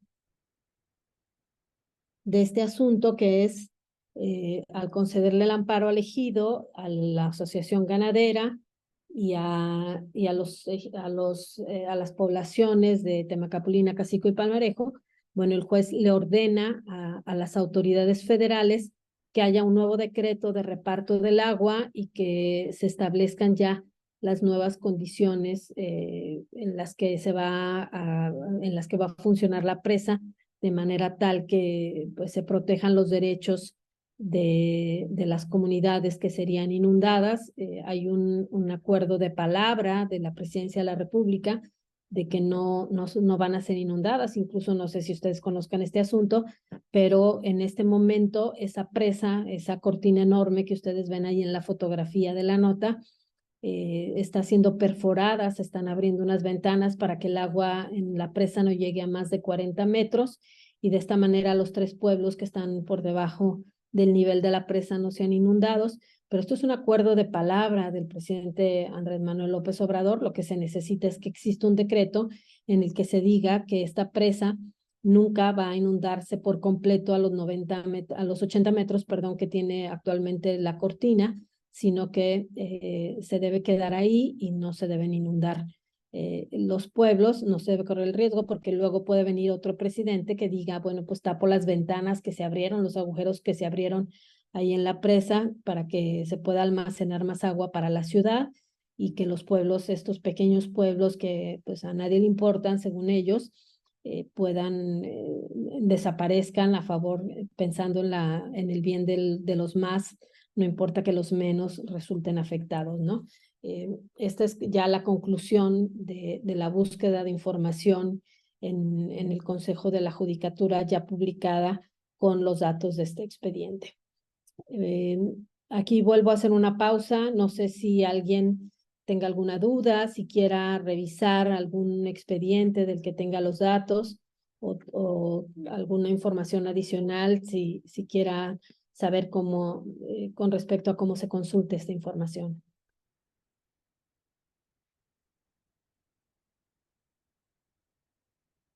Sí, Bernardo, adelante. Qué bueno que no me dejas sola, Bernardo, todos están muy callados. Gracias, Sonia, muy amable. No, ahorita van a participar, no te preocupes. Sonia, sí, bueno, pues felicidades primero, de verdad, por haber obtenido esta información y este logro ahí para el periódico, el diario Norte, que tengo entendido, ¿verdad? NTR. NTR, perdón. Noticias en tiempo real, sí.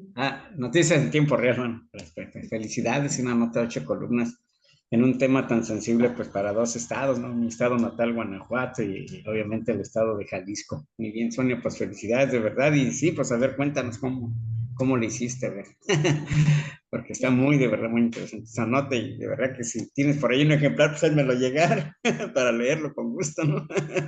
Y por supuesto, y te puedo compartir la liga, por supuesto, a la Bueno, información, claro, también. claro Por que sí, sí. supuesto que sí. Muy Sí, amable, de verdad, felicidades nuevamente. Y es un tema que me recuerda a estos talleres de búsqueda que nos han impartido precisamente en la Suprema, a través del, bueno, con la Suprema Corte de Justicia de la Nación, a través precisamente de la Casa de la Cultura Jurídica, que ahora en mi nueva etapa como abogado, después de ser periodista en activo, sigo como periodista ya más bajo perfil, por así decirlo, ahora estoy más dedicado al tema jurídico, pero está muy bien, Sonia. Felicidades.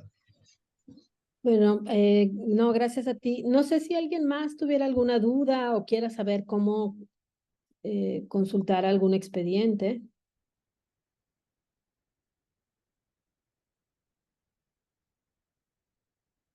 ¿No? Bueno, pues entonces seguimos.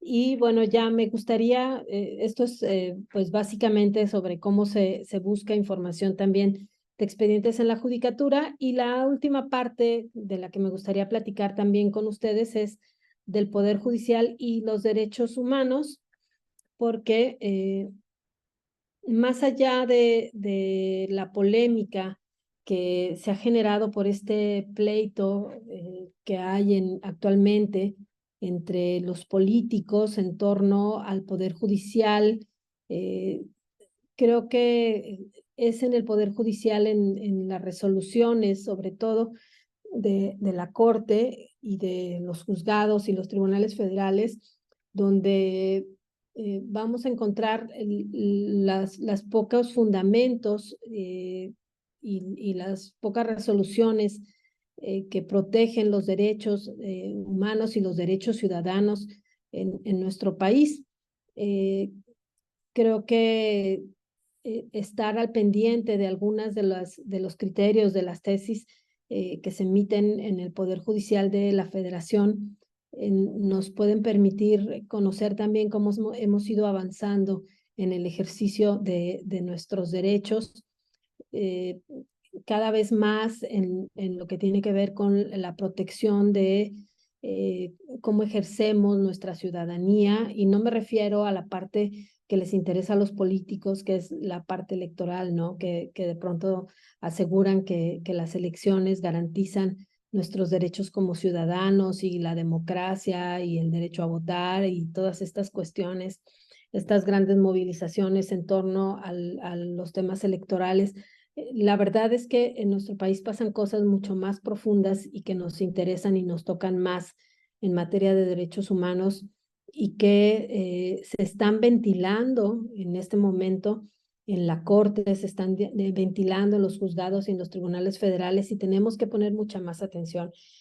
Podemos hablar, por ejemplo, de acuerdos que ha firmado nuestro país en materia de protección al medio ambiente, y luego estos acuerdos los vemos en los criterios que utilizan los jueces, los magistrados y los ministros en algunas resoluciones que a lo mejor no son tan publicitadas, no son tan conocidas, pero que son determinantes en la vida de nuestro país. Y, por ejemplo, se ha avanzado mucho en el tema de los derechos de las mujeres, en el tema de los derechos de las personas con preferencias sexuales diferentes y con identidades diferentes. Y esto es algo que tenemos que darnos cuenta a los medios de comunicación y darle más peso. Y yo tomé aquí un ejemplo de cuándo se cruzan el Poder Judicial y los derechos humanos, que a mí me gusta mucho porque es una resolución súper bonita en la que el Poder Judicial decide ir más allá incluso de lo que podía ir en la defensa de los derechos humanos. Y es una resolución de 2015 en donde la Comisión Nacional de Derechos Humanos, que es un organismo que además de las recomendaciones que emite, tiene una atribución que es súper importante, que es la de promover acciones de inconstitucionalidad y que además puede promover, según la última reforma ya, también incluso controversias constitucionales, que son dos resoluciones o dos vías de resolución que tiene la Corte para hacer respetar lo que establece la Constitución, es decir, la acción de inconstitucionalidad nos permite nos permite sí, impugnar cuando creemos que hay una decisión de una autoridad que está fuera de lo que marca la Constitución, y en el caso, por supuesto, de las controversias, también tiene que ver con la violación a lo establecido en la Constitución. Bueno, en este caso, la Comisión Nacional de Derechos Humanos promovió una acción de inconstitucionalidad, que fue la 28/2015, en contra del Código Civil de Jalisco, al considerar que había 3 artículos de este código que eran inconstitucionales porque señalaban que el matrimonio era un contrato entre un hombre y una mujer. ¿Cómo es que la Comisión Nacional de Derechos Humanos entra a este tema? Resulta que hubo una reforma al Código Civil de Jalisco en ese año que no tiene que ver con el artículo que impugnó la Comisión Nacional de Derechos Humanos. En realidad se modificó otro artículo, pero como al modificarse este artículo se tuvo que publicar en el periódico oficial El Estado de Jalisco de nueva cuenta el Código Civil, ahora reformado, la Comisión Nacional de Derechos Humanos decidió colarse, aprovechando esta reforma y pues tratar de impugnar por la vía de la inconstitucionalidad estos artículos que decían que el matrimonio, es decir, no prohibían el matrimonio entre personas del mismo sexo, pero sí expresaban que el matrimonio era un contrato que firmaban un hombre y una mujer. Entonces, la Comisión Nacional de Derechos Humanos interpone esta acción de inconstitucionalidad, y lo que reclama la Comisión de Derechos Humanos es que esto pues viola los derechos de algunos establecidos en algunos artículos de la Constitución. La defensa que en ese momento hacía el Poder Legislativo de Jalisco y que había hecho la reforma, primero era que el artículo que estaba impugnando la Comisión Nacional de Derechos Humanos, que era el 260 del Código Civil, y otros 2 artículos que están relacionados con este mismo, no habían sido reformados, y entonces se abrió una discusión muy larga entre los ministros de la Corte, en el sentido de que pues no se estaba reformando ese artículo y que por lo tanto ese artículo ya se aplicaba o ha estado vigente desde hace muchos años y por lo tanto la Corte no podía modificarlo. Esta larguísima discusión llevó a los ministros a señalar que lo que se estaba reclamando pues era que al volverse a publicar el código se mantenía la vigencia de este artículo, que era violatorio de los derechos constitucionales de un sector de la población en Jalisco, y entonces Al final, pues por supuesto es un juicio largo que tuvo una gran discusión en la que, como en todos los asuntos, las partes tuvieron la oportunidad de hacer sus reclamos, de presentar, en el caso de la autoridad del Poder Legislativo, obviamente pudo presentar su informe justificado sobre este asunto y por qué reclamaba que no estaba reformando este artículo, pero al final yo les puse este texto porque me parece que cuando hay criterios y tesis de la Corte en este sentido, ayudan a que entendamos por qué se resuelve un asunto de determinada manera, pero además cómo estas tesis luego pueden valerse o utilizarse cuando se hacen reclamos posteriores. Hay esta fracción en la resolución del ministro que llevó la ponencia en esta acción de inconstitucionalidad promovida por la Comisión Nacional de Derechos Humanos que centra la decisión final. Y lo que dice el ministro, que es esto que pueden leer, dice: de este modo, la porción impugnada del artículo 260 del Código Civil del Estado de Jalisco es inconstitucional, ya que atenta contra la autodeterminación de las personas y contra el derecho al libre desarrollo de la personalidad de cada individuo, y de manera implícita genera una violación al principio de igualdad, porque a partir de ese propósito se da un trato diferenciado a parejas homoparentales respecto de las parejas heterosexuales al excluir la posibilidad de contraer matrimonio a personas del mismo sexo. Es decir, de una reforma que no tenía nada que ver, un ministro logra formar un criterio y emitir una resolución que luego, por supuesto, lleva a la Corte a determinar que el Código Civil de Jalisco, en el artículo 260 y en otros dos artículos que tienen relación con este mismo, es inconstitucional y que por lo tanto, aunque no le ordena al Congreso hacer una reforma, sí le dice estos artículos son inválidos. Entonces, a partir de esa invalidez de estos artículos, nadie puede impedir, ninguna autoridad, bajo ningún criterio puede impedir que una pareja del mismo sexo pueda casarse.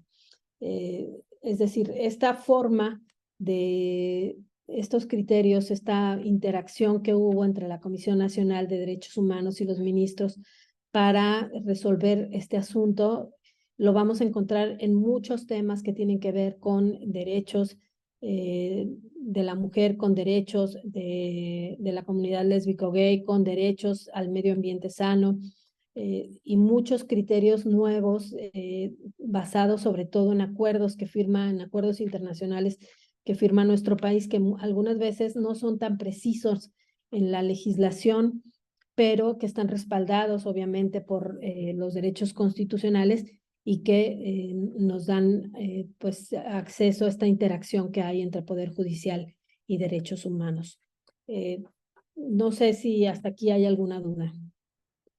Y si alguien ha tenido oportunidad pues de explorar esta atribución que tiene la Comisión Nacional de Derechos Humanos de presentar acciones de inconstitucionalidad.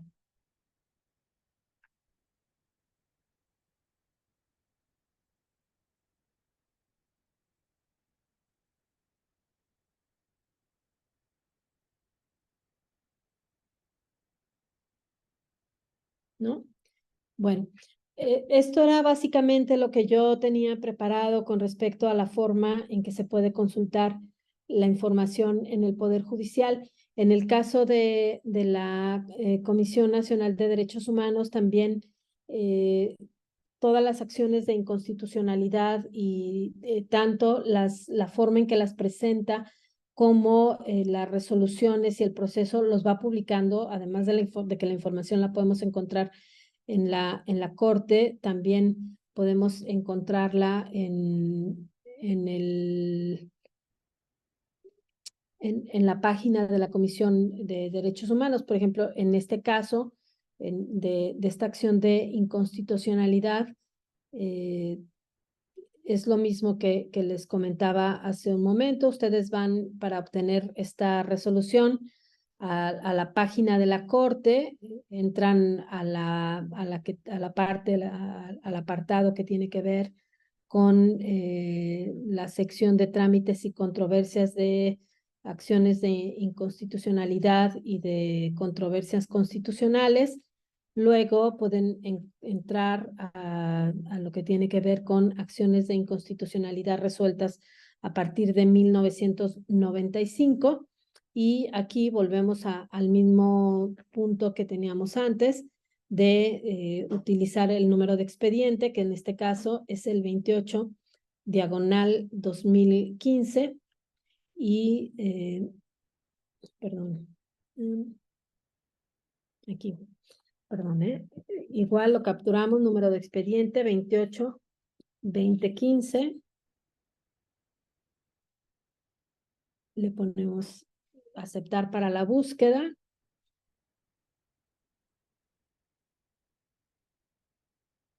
Y aquí es que nos despliega el acuerdo relacionado con esta acción de inconstitucionalidad, igual que habíamos visto en el juicio anterior que les había puesto sobre la controversia constitucional en el tema del Zapotillo. Le picamos al número de acción de inconstitucionalidad y nos da los datos del expediente, que es el 28/2015, fue una acción de inconstitucionalidad que le tocó a la ponencia del ahora exministro José Ramón Cosío Díaz. El tema era el concepto de matrimonio en la legislación de Jalisco. El asunto llegó al pleno de la Corte. El ponente fue el exministro José Ramón Cosío. La resolución se dio el 26 de enero de 2016 y ustedes pueden tener acceso aquí a los documentos que se generaron en torno a este juicio, igual que sucedió con la otra controversia constitucional que les había mostrado. La resolución, las hojas de cómo votaron los ministros, el PDF de la sesión.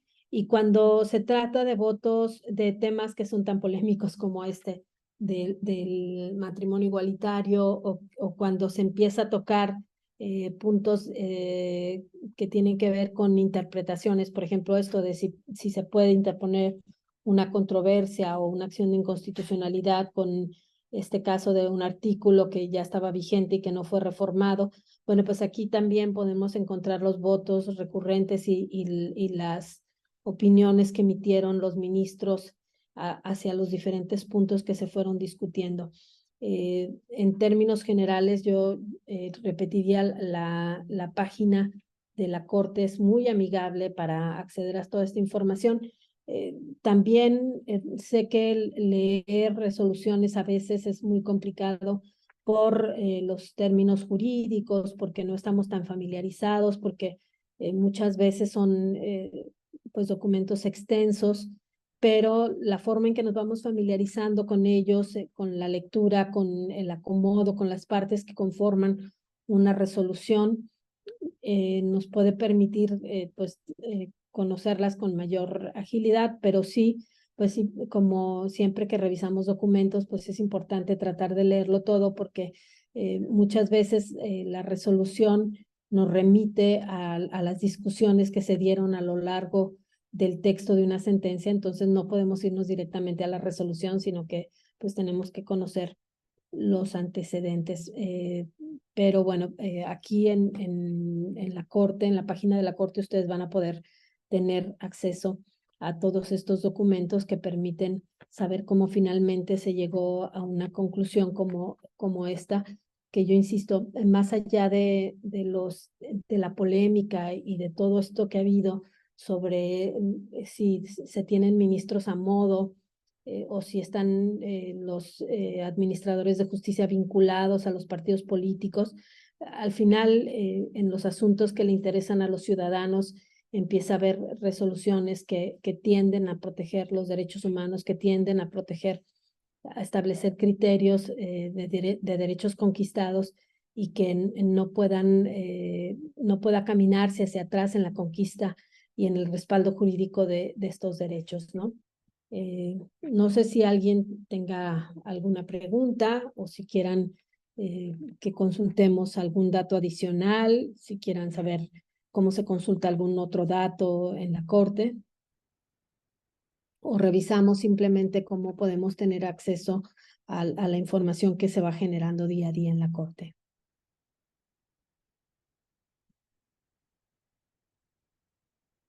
Bueno, pues me gustaría ya para cerrar, repasar justamente esta parte de cómo podemos tener acceso y lo vamos a hacer con las salas, que son las otras instancias de resolución en la corte y que es, como les señalaba, la información que se va generando para saber cuando un asunto se va a ventilar en la corte. Podemos entrar a este apartado que son las listas de sesión y ahí viene por fechas. Si yo quiero saber, por ejemplo, si en la sesión que se va a llevar a cabo o que en un futuro, por ejemplo, el 25 de octubre de 2003, que hay una sesión programada, ahí viene la lista de los asuntos que la Corte va a revisar en esa sala. Viene el tipo de juicio que es y el número de expediente. Yo, por ejemplo, muchas veces cuando estoy buscando un asunto de Jalisco que no tengo exactamente la fecha en la que se va a ventilar, lo que hago es tratar de revisar las fechas previas y las fechas de sesiones posteriores y así puedes encontrar cuáles son los asuntos. A veces, bueno, pues ya que estás aquí, obviamente le pides al buscador una palabra determinada, si ya sabes el asunto en particular que estás buscando o si quieres nada más, si es de Jalisco, si es de una determinada ciudad o si tienes el nombre de alguno de los actores que están participando en este juicio, pues es más fácil con un buscador que está revisando todos los asuntos listados en una sesión. Aquí es donde podemos ir conociendo cuál es la agenda, los asuntos agendados en cada sesión de la Corte y aplica igual para las sesiones de cada una de la primera o de la segunda sala o también para las sesiones del Pleno. Luego están también sobre la actividad cotidiana de la Corte, la lista de sesión con fallos, que esto es ya los mismos asuntos que ya están listados, pero cuando ya se tiene la sentencia, por ejemplo, en este caso es la sesión correspondiente al 18 de octubre, e igual vienen los diferentes asuntos y viene la forma en que una síntesis de cómo se va resolviendo cada asunto. Ustedes ven en la primera columna el número de expediente, en la segunda quiénes son los actores y los actos reclamados, y en la tercera columna el sentido en el que se va resolviendo. Y el otro apartado que tiene que ver también con la actividad cotidiana y diaria de la Corte es esta que ya les compartía, que son las versiones taquigráficas, que es ya unos días posteriores a la sesión y que vienen ya la transcripción de la discusión que hubo de cada determinado asunto. Está, por ejemplo, que es la del 27 de septiembre.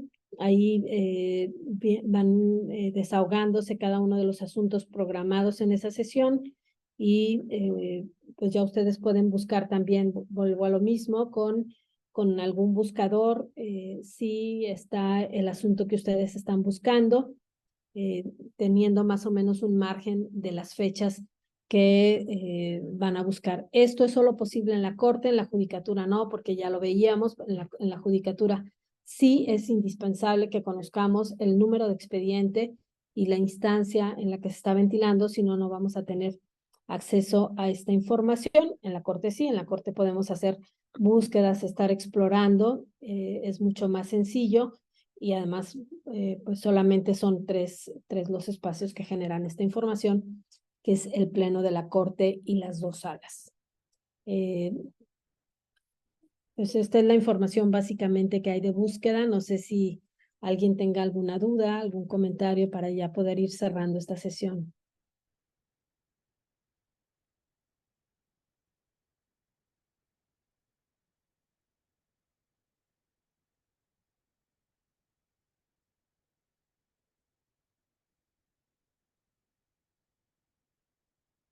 Sí, Bernardo, ¿ibas a comentar algo?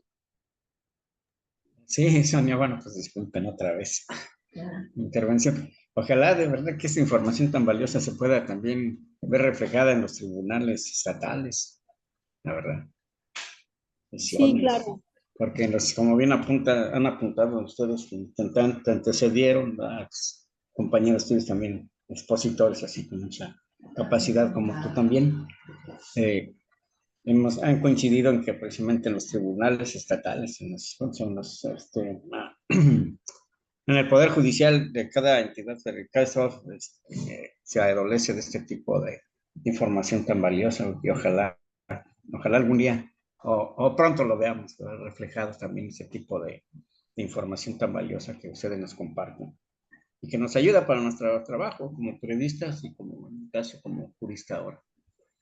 Sí, claro. La verdad es que la justicia en línea en los estados está en pañales. Yo supongo que en cada entidad será diferente. Por ejemplo, se supone que en Jalisco hay recursos y se ha legislado ya sobre el tema. Sin embargo, todavía estamos muy lejos. A ver, tenemos en muchos juzgados de los estados por ejemplo, equipos de cómputo que utilizan los trabajadores del Poder Judicial, que son prácticamente una máquina de escribir, es decir, ese equipo que no puede conectarse a Internet, ya no digamos vía telefónica, ya ni siquiera ni por Wi-Fi ni pensarlo. Entonces, pues con esto, porque claro que no podemos entrar a la información que se generan los poderes judiciales de los estados. En el caso, por ejemplo, de los tribunales, que podría ser mucho más sencillo, también hay una gran resistencia de los poderes judiciales de los estados a que se publiquen sus sesiones, a que se publiquen sus resoluciones, y casi siempre el argumento es que se está trabajando en ello, que se están instalando, que todavía no están listos. Por supuesto que hay un gran problema con el tema de la digitalización de los expedientes anteriores o de las actuaciones anteriores a la entrada en vigor de la justicia en línea. Todo esto ha ido retrasando en los estados y hay una gran distancia entre lo que está sucediendo en las entidades federativas con respecto a lo que sucede en el Poder Judicial de la Federación, ¿no? Sí, bastante abismal la distancia, como bien apuntó, pero pues cuestión de voluntad, sobre todo porque los presidentes magistrados llevan muy buena relación política, por así decirlo, con los gobernadores en turno, nada más. Es cuestión de un poquito de voluntad, nada más, un muchote.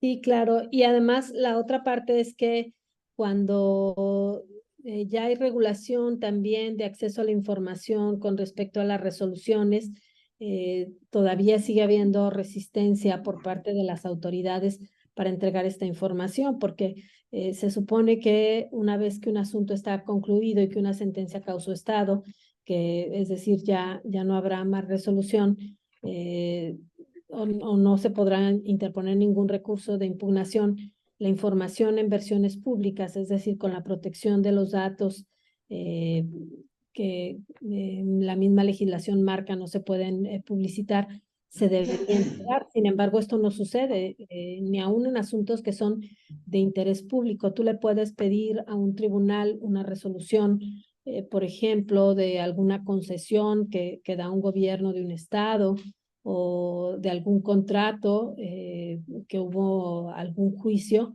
y aun cuando ya haya causado estado, aun cuando el asunto ya esté resuelto y no haya más que hacer, de todas maneras se te va a negar porque el argumento es que la información no puede estar disponible por el tema de la protección de datos personales, y luego tienes que ir a la disputa legal, que yo insisto, una disputa legal por acceso a la información entre un administrador de justicia y un periodista, pues siempre termina siendo una disputa un poco desigual, ¿no? Por la manera en que ellos pueden tener para defenderse, las herramientas que tienen para defenderse, que son superiores obviamente a las de los periodistas, que tenemos ahora sí que como abogado de oficio a los institutos de transparencia, que luego a veces también pues no están tan del lado de la transparencia, a los órganos garantes de transparencia están pues muchas veces con dependencia económica, con dependencia de nombramientos de los poderes y por supuesto que esto también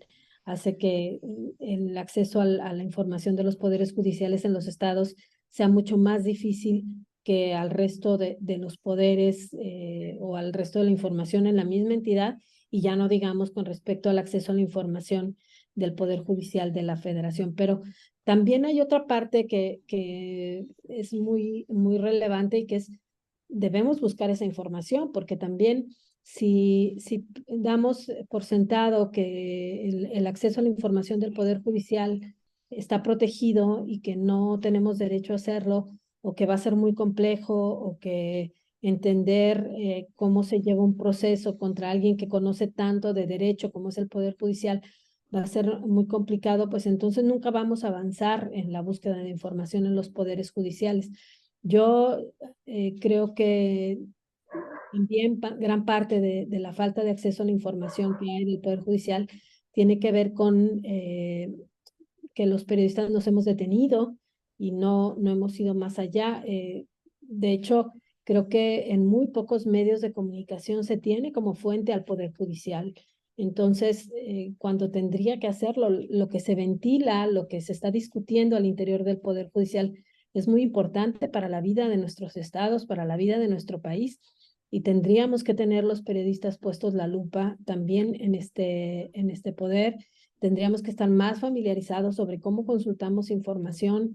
Sé que es complejo, sé que leer documentos, interpretar, y está siempre además la alternativa de conseguir quien nos ayude y quien nos asesore, ¿no? En términos jurídicos. Yo siempre trato cuando voy a hacer una consulta sobre información del Poder Judicial, por supuesto, estar en contacto con los abogados. Si no los conozco ya una vez que estoy viendo que el asunto me interesa y que me va a generar información, pues trato de encontrar también a los abogados y a las partes, porque el periodismo es esto, es la mezcla de información, de documentarte y de tener contacto con la gente, que es algo que no podemos perder. Entonces, si nos resulta muy complicado entender y tener acceso a la información del Poder Judicial, pues entonces hay que recurrir a quien sabe hacerlo, a quien tiene interés en el tema y que nos ayude a descifrar estas resoluciones o encontrar atajos para llegar a la información. Pero si de antemano pensamos que el Poder Judicial pues es una nube en la que si nos metemos nos podemos perder, pues entonces nunca vamos a poder cubrir este poder que es tan importante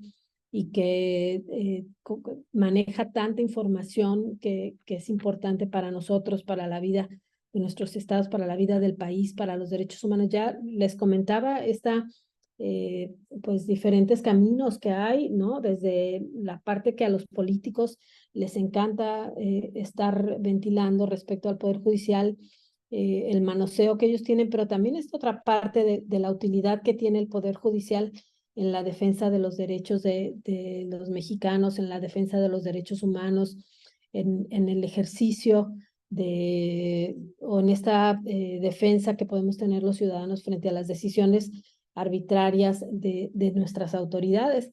Entonces, la manera o la mejor manera de hacer estas coberturas, pues es entendiendo que el Poder Judicial es una fuente por sí sola y es una fuente que maneja información de temas que estamos investigando, de temas que nos interesan, de temas que a los que tenemos que entrarles y que tenemos que publicar, ¿no?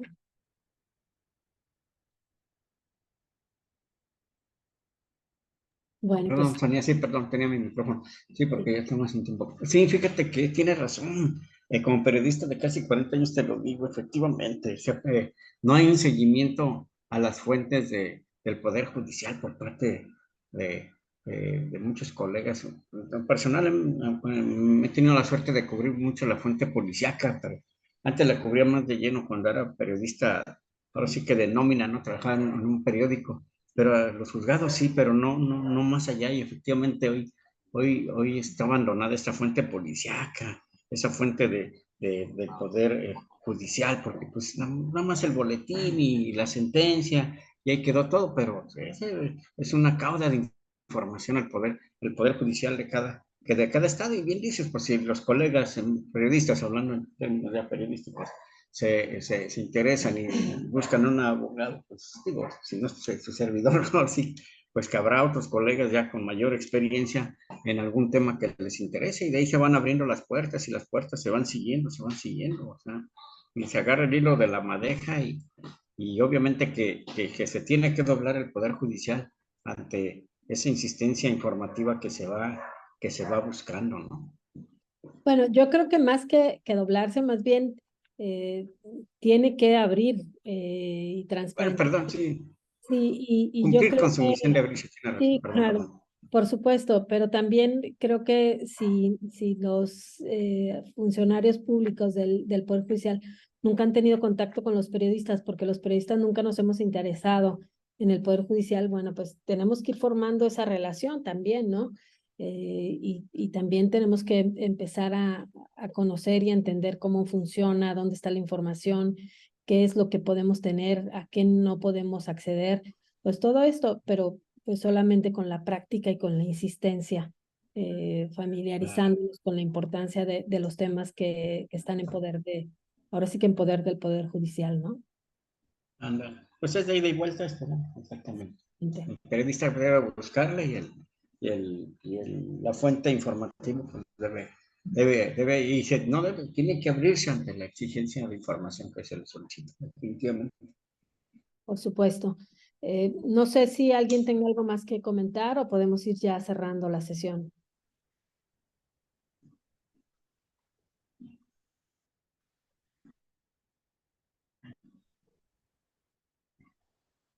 Bueno, parece que no. Han estado muy callados hoy. Bueno, pues de Perdón, cualquier forma, perdón, sí, Sonia, sí, sí, sí. disculpa la imprudencia. Nada más ahí te encargo el himno de tu NTR, Sí, de tu por supuesto. periódico, porfa. Por supuesto que en un momento más te lo comparto. Bueno, yo Sí, gracias. igual también les había comentado cualquier apoyo que necesiten para algún tema que estén investigando, igual si quieren apoyo para consultar expedientes, cualquier cosa también me pongo a su disposición para apoyarlos y pues cualquier duda que tengan en un futuro con respecto a estos temas y esta cobertura también, pues en la medida en que podamos tener contacto, por supuesto, poder ayudarles, ¿no? Gracias, Sonia. ¿Vas a dejar ahí algún correo electrónico o algo, por Sí, favor? supongo que aquí en el chat les voy a poner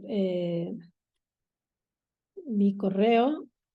Se los había puesto ya anteriormente, pero bueno, aquí está. Y si no, también me imagino que a través de Sergio podremos tener contacto, pero bueno, ahí en el chat les pongo mi correo. Y cualquier duda, cualquier apoyo que necesiten, escriben un correo y esa puede ser la vía de comunicación, ¿no? Perdón, Sonia, es que entré un poquillo tarde porque no sé qué pasó y no podía cargar aquí mi laptop en el Zoom. Perdón, disculpen. Sí. Bueno, ya les puse ahí mi correo. No sé si Sergio está por ahí, si tenemos algo más que... No, nada más agradecerte, Sonia, por esta presentación. Creo que abonó y complementó mucho a los conceptos que habíamos estado abordando el día de ayer. Y pues agradecer a todas las personas que asistieron. Nos vemos el próximo lunes para la siguiente sesión. Cualquier cosa, seguimos en contacto. Tienen mi correo electrónico y también el de Priscila para que puedan contactarnos por cualquier inconveniente que puedan llegar a tener. Que tengan bonita tarde. Gracias, buenas tardes.